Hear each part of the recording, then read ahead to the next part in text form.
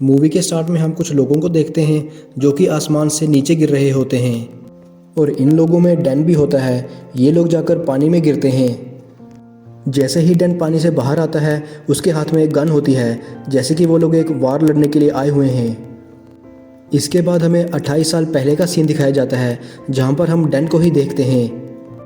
वो अपनी बेटी के लिए गिफ्ट लेकर जा रहा होता है। तभी डैन की वाइफ उसे बताती है कि उसके फादर का लेटर आया हुआ है। डैन अपनी वाइफ से कहता है कि मैंने आपको कितनी बार कहा है कि मुझे उनसे कोई बात नहीं करनी है। डैन एक बायोलॉजिस्ट होता है पर आजकल वो टीचिंग कर रहा होता है जिसमें उसका ज़्यादा इंटरेस्ट नहीं होता है, इसीलिए वो एक जॉब के इंटरव्यू के लिए जा रहा होता है। लेकिन वहाँ जाने से पहले ही उसे रिजेक्शन कॉल आ जाती है जिससे कि वो बहुत ज़्यादा दुखी हो जाता है। वो घर आता है और अपनी बेटी के साथ टीवी देखने लगता है जिसमें कोई फुटबॉल मैच लगा होता है। तभी वहाँ टीवी पर कुछ अजीब सा होता है। हम देखते हैं कि स्टेडियम में एक एक्सप्लोजन होता है जिससे कि बहुत सारी लाइट बाहर आती है और साथ ही साथ कुछ लोग भी बाहर आते हैं जिन्होंने कि आर्मी का ड्रेस पहना होता है। उन लोगों को एक लड़की लीड कर रही थी जिसका नाम होता है लेफ्टिनेंट हर्ट। वो वहाँ पर स्टेडियम के लोगों से बात करने लगती है। वो बताती है कि हम लोग फ्यूचर से आए हैं, फ्यूचर में एक वॉर छिड़ गई है और हमें आप लोगों की उसमें मदद चाहिए। जितने ज़्यादा लोग आप हमारे साथ चल पाएंगे उतने जल्दी हम इस वॉर पर काबू पा सकेंगे। अब इन लोगों की बात को सीरियस लेकर गवर्नमेंट इन लोगों के साथ अपनी बहुत सारी आर्मी भेज देती है क्योंकि उस वॉर को जीतना बहुत ही ज़रूरी था। अब 1 साल का वक्त गुजर जाता है। लोग वॉर लड़ने के लिए फ्यूचर में जाते थे पर बहुत ही कम लोग वहाँ से वापस आते थे। बहुत से लोग वहीं पर ही मारे जाते थे जिसकी वजह से उनकी फैमिलीज बहुत ही परेशान थी। फिर एक दिन डैन एज़ यूजुअल स्कूल जाता है। ना ही उसका उस दिन पढ़ाने का मन करता है और ना ही बच्चों का पढ़ने का मन होता है। तो डैन कहता है कि चलो हम कुछ और डिस्कस करते हैं। लेकिन तभी उसे एक मैसेज रिसीव होता है। कोई उसे रिसर्च सेंटर में बुला रहा होता है। अब डैन सीधा रिसर्च सेंटर में जाता है। वहाँ पर जाते ही डैन को पकड़ लिया जाता है। उस पर काफ़ी सारे टेस्ट भी किए जाते हैं और फाइनली उसके हाथ के साथ एक डिवाइस फिट कर दी जाती है और उसे बताया जाता है कि हम आपको उस वॉर में भेज रहे हैं। आपको फ्यूचर में जाकर वो वॉर लड़नी होगी और हम आपको ये भी बता दें कि आज से 7 साल बाद आपकी मौत हो जाएगी। आपको अपनी सारी पावर उस वॉर में लगानी होगी और आपके हाथ में जो डिवाइस लगी है उसे हम आपको कहीं पर भी ट्रैक कर लेंगे। अब डैन के पास कोई भी चांस नहीं होता कि वो उस डिवाइस को अपने हाथ से निकाल सके, इसलिए उसे अब वॉर में जाना ही था। अब वो सीधा अपनी वाइफ के पास जाता है जो कि एक थेरेपिस्ट होती है और वो उन लोगों को डील किया करती थी जो कि जंग से वापस आते थे, यानी कि जो वो फ्यूचर की वॉर लड़के वापस आते थे। डैन अपनी वाइफ को बताता है कि मुझे भी चूज़ किया गया है फ्यूचर की वॉर लड़ने के लिए, तो बताओ अब मैं क्या करूं। वो डैन को कहती है कि क्या आप ये जानते नहीं हो कि वॉर में जाना खतरे से खाली नहीं है, बहुत ही कम लोग वहाँ से वापस आते हैं। मैं आपको वॉर में नहीं जाने दूंगी, चलो हम यहाँ से भाग चलते हैं। तो डैन कहता है कि मैं भी वॉर में नहीं जाना चाहता, हमारी एक छोटी बच्ची है और मैं उसके साथ यहीं रहना चाहता हूँ। डैन कहता है कि हम यहाँ से भाग नहीं सकते, मेरे हाथ में जो डिवाइस लगी है उससे वो मुझे कहीं पर भी ट्रेस कर सकते हैं। डैन की वाइफ कहती है कि इसका सलूशन है मेरे पास, आपके फादर वो इसको रिमूव कर सकते हैं। तो डैन कहता है कि मैं आपको पहले भी बता चुका हूँ कि मुझे अपने फादर की कोई हेल्प नहीं चाहिए। तो डैन की वाइफ कहती है कि अब हमारे पास कोई और ऑप्शन भी नहीं है, इसलिए डैन को उनके पास जाना पड़ता है। डैन अपने फादर को इसलिए लाइक नहीं करता था क्योंकि डैन के फादर ने उसे और उसकी मदर को बचपन में छोड़ दिया था। डैन अपने फादर के पास पहुंच जाता है जिनकी पर्सनैलिटी बहुत ही डिसेंट होती है। डैन उन्हें कहता है कि मुझे अपने हाथ से ये डिवाइस निकलवाना है। तो उसके फादर कहते हैं कि मैं तो इसे आराम से निकाल दूंगा, तुम इसे मेरे पास लेकर आओ।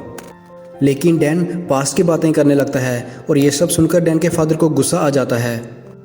डैन भी बहुत ज़िद्दी होता है और वो डिवाइस को बिना निकलवाए ही वहाँ से वापस आ जाता है।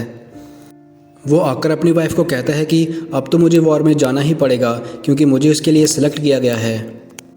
ये सुनकर डैन की वाइफ काफ़ी परेशान हो जाती है और वो डैन को कहती है कि आप अपना ख्याल रखना, हमारी एक बेटी है और आपको उसके लिए वापस आना होगा। फिर डैन सीधा अपनी बेटी के पास जाता है। डैन उससे कहता है कि मुझे अब कुछ काम है और मुझे कुछ दिनों के लिए बाहर जाना पड़ेगा, तो तुम मुझे मिस तो नहीं करोगी। तो डैन की बेटी कहती है कि पापा मुझे पता है कि आपको फ्यूचर में वॉर लड़ने के लिए सिलेक्ट किया गया है। डैन अपनी बेटी को गुड बाय कहता है और फिर वो रिसर्च सेंटर में वापस आ जाता है। ट्रेनिंग सेंटर में उन्हें यह बताया जाता है कि उन्हें वहाँ फ्यूचर में क्या क्या करना है। वहाँ पर डैन काफ़ी लोगों से मिलता है जिन लोगों को वॉर के लिए सेलेक्ट किया गया था। वहाँ पर डैन की दोस्ती एक आदमी से हो जाती है जो कि उसको बताता है कि क्या तुमने नोट किया कि हम सब लोगों की उम्र लगभग सेम ही है। तब एक लड़की वहाँ एक क्वेश्चन पूछती है कि अगर हम लोगों के पास टाइम मशीन है तो हम उस टाइम में क्यों नहीं जा सकते जब ये वॉर स्टार्ट भी नहीं हुई थी और हम जाकर पहले ही इस वॉर को रोक लें। तब वहाँ पर बैठा एक लड़का उन्हें बताता है कि हमारे पास जो टाइम मशीन है उससे हम सिर्फ 30 साल बाद ही जा सकते हैं और हम उसका टाइम चेंज नहीं कर सकते, नहीं तो हम बहुत बड़ी मुसीबत में पड़ जाएंगे। अब रात को डैन और उसका दोस्त बात कर रहे होते हैं कि तभी रेड अलार्म बज जाता है। तभी कैप्टन हार्ट भी वहाँ आ जाती है और वो उनको कहती है कि बहुत बड़ी इमरजेंसी हो गई है और हमें अभी ही फ्यूचर में जाना पड़ेगा।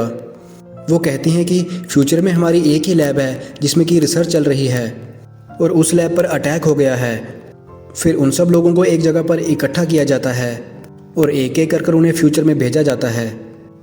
अभी ये लोग फ्यूचर में जा ही रहे होते हैं कि तभी उनके सिस्टम में एक खराबी आ जाती है और वो सब लोग फ्यूचर में आसमान से नीचे गिरने लगते हैं।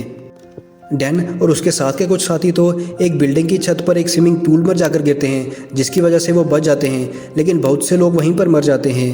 तभी डैन की बात वहाँ पर एक कर्नल से होती है जो कि एक फ़ीमेल होती है। वो डैन को वहाँ का लीडर बना देती है। वो डैन को बताती है कि पास में ही वो लैब है जहाँ पर जाकर तुम्हें कुछ लोगों को बचाना होगा। फिर डैन अपनी टीम के साथ उस लैब में जाता है और वो वहाँ जाकर देखते हैं कि वो सब लोग तो पहले ही वहाँ पर मरे हुए हैं। यहाँ पर हमें यह भी पता चलता है कि डैन और उसकी टीम को फ्यूचर में जिनसे लड़ना है वो कोई और नहीं बल्कि एलियंस होते हैं और उन लैब के लोगों को भी उन एलियंस ने ही मारा होता है। डैन फ़ौरन से उस कर्नल से कांटेक्ट करता है। वो कहता है कि लैब में तो सब मारे जा चुके हैं, अब हमें लैब में क्या काम करना है। कर्नल कहती हैं कि वहाँ पर कुछ हार्ड ड्राइव्स होंगी, तुम्हें वो हार्ड ड्राइव्स लेकर वापस हमारे पास आना है। तभी डैन और उसकी टीम पर कुछ एलियंस अटैक कर देते हैं। डैन और उसकी टीम उन एलियंस पर काफ़ी फायर करती हैं। वो लोग जल्दी से उस जगह से बाहर आ जाते हैं और देखते हैं कि इस जगह पर तो एलियंस का पूरा ग्रुप है। अब फ्यूचर की आर्मी उस बिल्डिंग पर एक बॉम्ब गिरा देती है जिसकी वजह से सब एलियंस मारे जाते हैं और साथ ही साथ डैन के कुछ दोस्त भी मारे जाते हैं। जब डैन की आंख खुलती है तो वो एक कैंप में होता है। उसकी टीम से बस एक ही आदमी बचा था जो कि उसका दोस्त था। वो दोनों उस कैंप से बाहर आ जाते हैं और देखते हैं कि वहाँ पर एक आदमी बैठा हुआ है। इनको पता चलता है कि यह आदमी फ्यूचर में 3 बार आ चुका है। वो जाकर उस आदमी का नाम पूछते हैं तो वो आदमी बताता है कि मेरा नाम डोरियन है। डैन उससे फिर पूछता है कि तुम फ्यूचर में 3 बार आ चुके हो, क्या तुम्हें मौत से डर नहीं लगता? तो डोरियन कहता है कि मुझे पहले ही कैंसर है और मैं वैसे भी मरने वाला हूँ। अब वहाँ पर वो फीमेल कर्नल डैन को बुलाकर शाबाशी देती है कि आपने बहुत ही अच्छा काम किया है। डैन कहता है कि मुझे तुम्हारी शक्ल जानी पहचानी लग रही है, तुम्हारा नाम क्या है? वो कर्नल अपना नाम डेल फोस्टर बताती है, यानी कि वो डैन की ही बेटी थी जो कि फ्यूचर में बड़ी हो चुकी थी। डैन अपनी बेटी से कहता है कि I am proud of you, मुझे बहुत खुशी है कि तुम आज इतने ऊपर पहुंची हो। वो अपनी बेटी को गले लगाने के लिए आगे बढ़ता है, लेकिन उसकी बेटी उसे कहती है कि हम यहाँ सिर्फ एक सोल्जर हैं और मैंने आपको इसलिए नहीं बुलाया कि आप मेरे फादर हैं। डैन को ये फील होता है कि उसकी बेटी का बिहेवियर उसके साथ कुछ ऐसा ही है जैसा कि उसका अपने फादर के साथ है। डैन की बेटी कहती है कि अब आप ज़्यादा मत सोचिए, हमें अब अगले मिशन पर ध्यान देना होगा।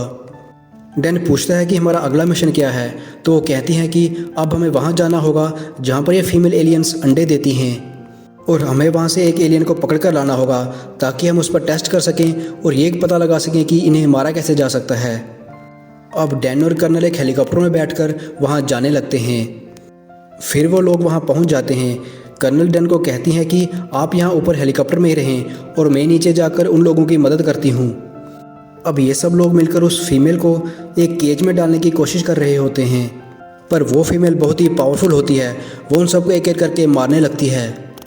वो फीमेल बाकी एलियंस को भी सिग्नल भेज देती है और वो सब एलियंस भी वहाँ आने लगते हैं। डैन ऊपर हेलीकॉप्टर से ये सब देख रहा होता है और वो भी वहाँ नीचे उनकी मदद के लिए आ जाता है। फिर ये सब मिलकर उस एलियन को केज में डाल देते हैं और एक हेलीकॉप्टर के ज़रिए उसे वहाँ से ले जाने लगते हैं। एलियंस बाकी सभी हेलीकॉप्टर्स को तबाह कर देते हैं, इसलिए कर्नल और डैन एक गाड़ी पकड़ लेते हैं, लेकिन एलियंस उनका पीछा करने लगते हैं।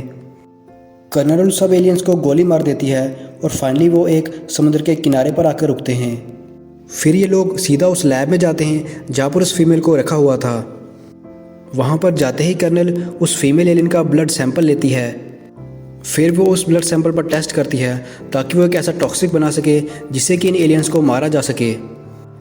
फिर वो अपने फादर यानी कि डैन के पास जाती है और उसे कहती है कि मैं चाहे ये पॉइजन बना भी लूँ, पर हमारे पास इतना स्टॉक नहीं है और ना ही इतना टाइम है, इसलिए आपको ये टॉक्सिक लेकर अपने पास में जाना होगा और वहाँ पर इसकी बहुत सारी कॉपीज़ बनानी होंगी।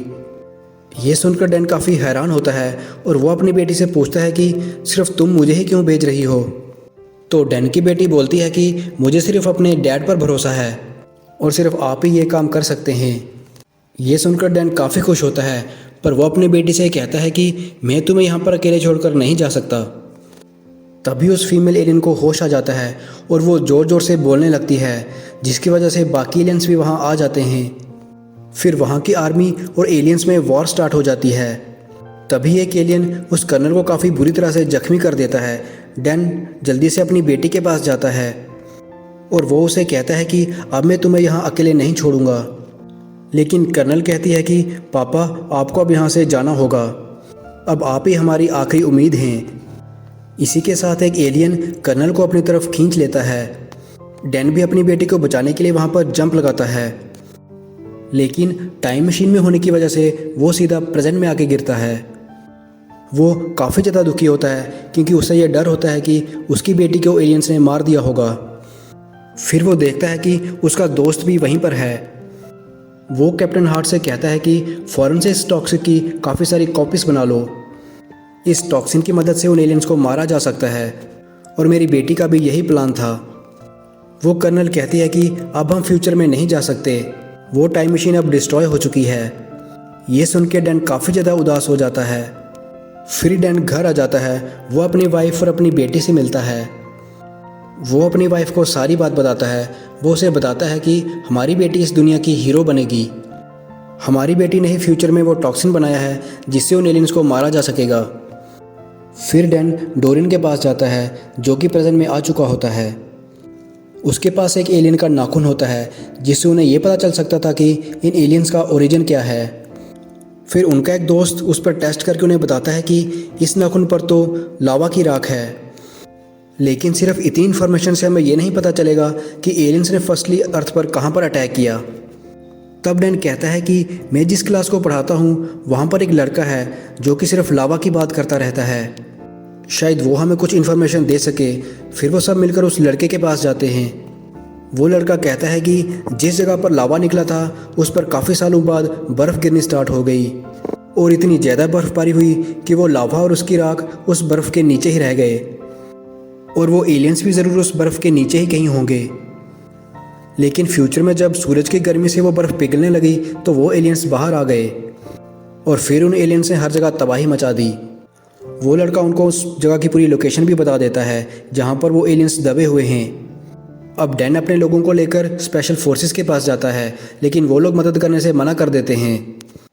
तब डैन होपलेस हो जाता है, लेकिन तभी उसे ख्याल आता है कि उसके फादर को प्लेन्स उड़ाने का बहुत शौक है और वो उन लोगों को वहाँ पर ले जा सकते हैं। इसलिए वो सीधा अपने फादर के पास जाता है और उन्हें यह सारी बात बता देता है।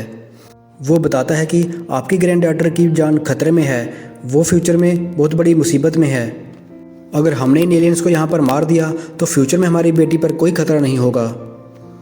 डैन के फादर अपनी ग्रैंड डॉटर से बहुत प्यार करते थे, इसलिए वो डैन के साथ चलने के लिए मान जाते हैं। उनके साथ कैप्टन हार्ट भी आ जाती है, जिसने कि उन टॉक्सिक की बहुत सारी कॉपीज़ भी बना ली थी।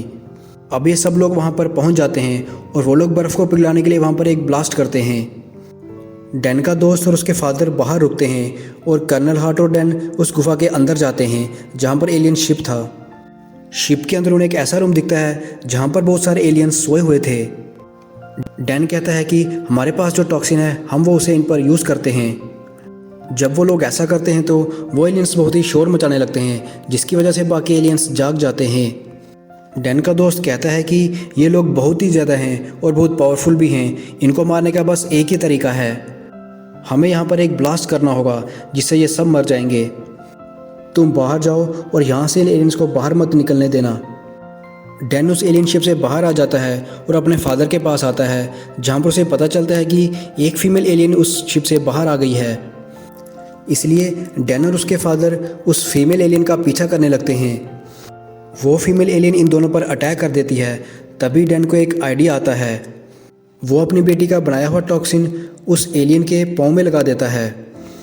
इसकी वजह से वो एलियन तड़पने लगती है और वो उस पाँव को अपने शरीर से काट देती है। ये देखकर डैन काफ़ी खुश होता है कि ये टॉक्सिन अपना काम कर रहा है।